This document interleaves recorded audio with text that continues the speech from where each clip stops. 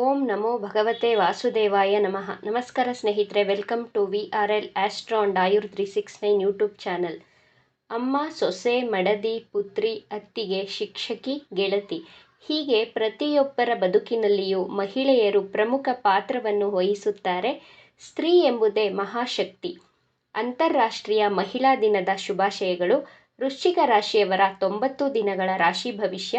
April, May, June ತಿಂಗಳ ಆರೋಗ್ಯ, ವಿದ್ಯಾಭ್ಯಾಸ, ಪ್ರೀತಿ ಪ್ರೇಮದ ವಿಚಾರ, ವೈವಾಹಿಕ ಜೀವನ, ಜಾಬ್ ಹಾಗೂ ಬಿಸ್ನೆಸ್ ಬಗ್ಗೆ ಈ ವಿಡಿಯೋದಲ್ಲಿ ಮಾಹಿತಿಗಳನ್ನು ತಿಳಿಸಿಕೊಡಲಿದ್ದೇನೆ. ಮೊದಲಿಗೆ ಗೋಚಾರದಲ್ಲಿ ಗ್ರಹಗಳ ಸ್ಥಿತಿಗತಿಗಳ ಬಗ್ಗೆ ನೋಡೋಣ.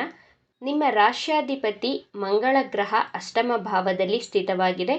ಪಂಚಮದಲ್ಲಿ ರಾಹು ಗ್ರಹ, ಶುಕ್ರ ಗ್ರಹ, ಶನಿ ಗ್ರಹ, ಬುಧ, ಸೂರ್ಯ ಗ್ರಹಗಳು ಸ್ಥಿತವಾಗಿದೆ. ಸಪ್ತಮದಲ್ಲಿ ಗುರುಗ್ರಹ, ಲಾಭಸ್ಥಾನದಲ್ಲಿ ಕೇತು ಗ್ರಹ ಸ್ಥಿತವಾಗಿದೆ.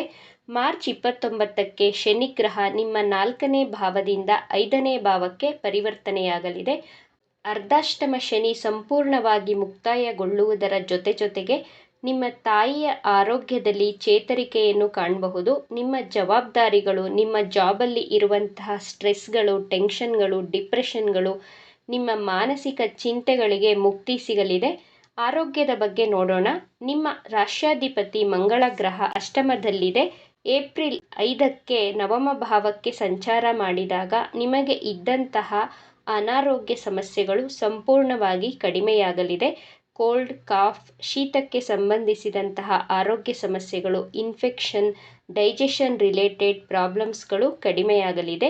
ಆದರೆ ಮೇ 18ರವರೆಗೂ ನೀವು ಆರೋಗ್ಯಕರ ಆಹಾರವನ್ನು ಸೇವಿಸಬೇಕು. ಏಪ್ರಿಲ್ 5ರಿಂದ ನಿಮ್ಮ ರೋಗ ನಿರೋಧಕ ಶಕ್ತಿ ಹೆಚ್ಚಾಗಲಿದೆ.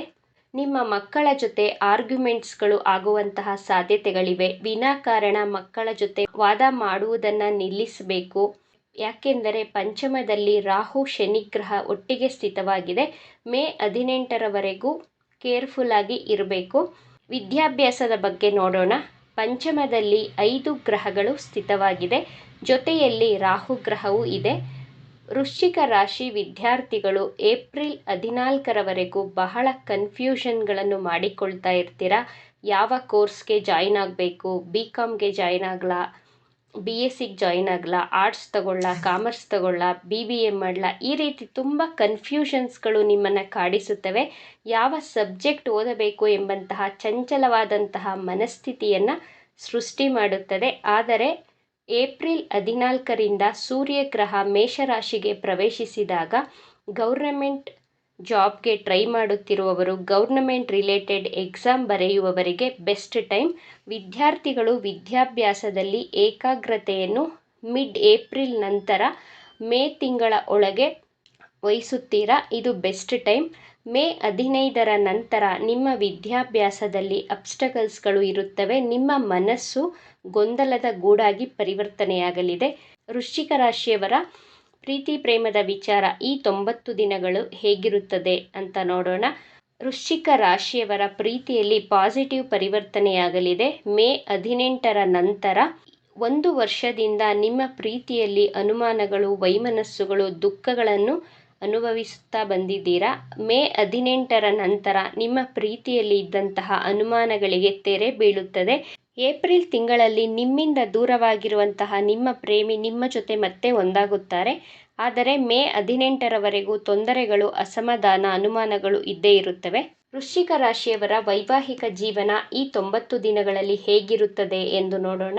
ನಿಮ್ಮ ಸಪ್ತಮಾಧಿಪತಿ ನಿಮ್ಮ ಪಂಚಮ ಭಾವದಲ್ಲಿ ಸ್ಥಿತವಾಗಿದೆ. ಏಪ್ರಿಲ್ ತಿಂಗಳಲ್ಲಿ ನಿಮ್ಮ ವೈವಾಹಿಕ ಜೀವನ ಸುಮಧುರವಾಗಿರುತ್ತದೆ.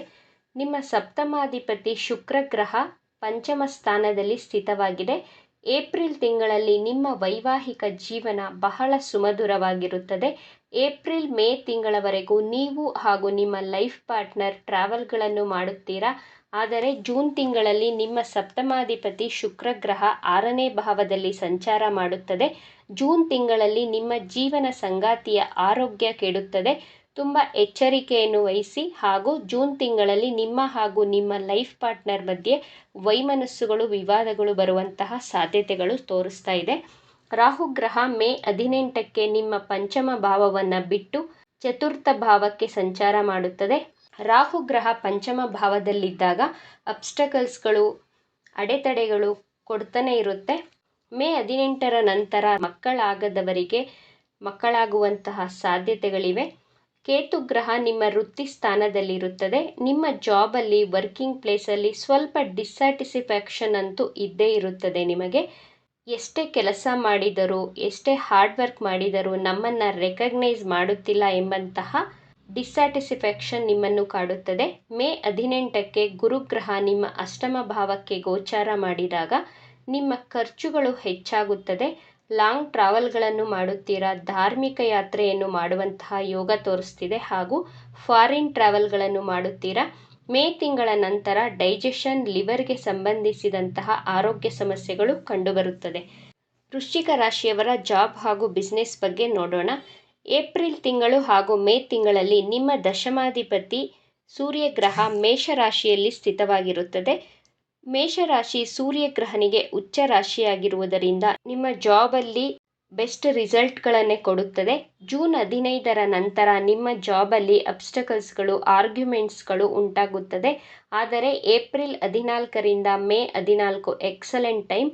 ಮೇ ತಿಂಗಳಲ್ಲಿಯೂ ನೀವು ಕೆಲಸ ಮಾಡಲು ಬಹಳ ಉತ್ಸಾಹದಿಂದ ಕೂಡಿರುತ್ತೀರಾ. ನಿಮ್ಮ ಜಾಬಲ್ಲಿ ತೃಪ್ತಿ, ಸಂತೋಷವಾಗಿರುತ್ತೀರಾ. ಶಾಂತಿ, ಸಮಾಧಾನವನ್ನು ನೋಡಬಹುದು.